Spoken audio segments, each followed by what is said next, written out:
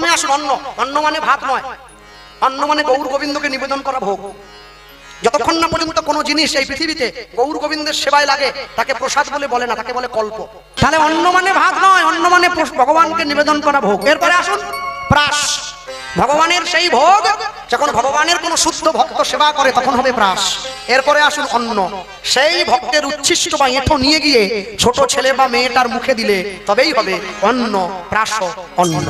আর যেটা আমার আপনার বাড়িতে হয়, মামা বাড়ির থেকে দাদু এসে গেছে সোনার হার নিয়ে, মেয়ে বসে যাচ্ছে নাতিকে, বাবা কিচ্ছু করতে হবে না, বেলা করে যাচ্ছে, নাতির মুখে একটু রুই মাছের মুড়োটা ঠেসে দাও। আর তুই ভিডিও কর যে লোকটাকে ডেকে এনেছে। ও ভিডিওওয়ালা বলছে মা ওর এইটুকু বাচ্চা দুধের শিশু মুখে রুই মাছের মুড়ো দিলে বিষম লাগুক, এখন থেকে মাথা খাওয়া শিখাবো। এখন মাছের মাথা খাবে, বড় হয়ে সমাজের মাথা চিবি খাবে। তারপর যখন 20 বছর বয়স হয়ে যাবে লাঠি দিয়ে দেবো, বড় ভাসুরের কাছ থেকে সম্পত্তি কেড়ে নেবো। তোমার ছেলেকে তুমি ডাকাত তৈরি করছো।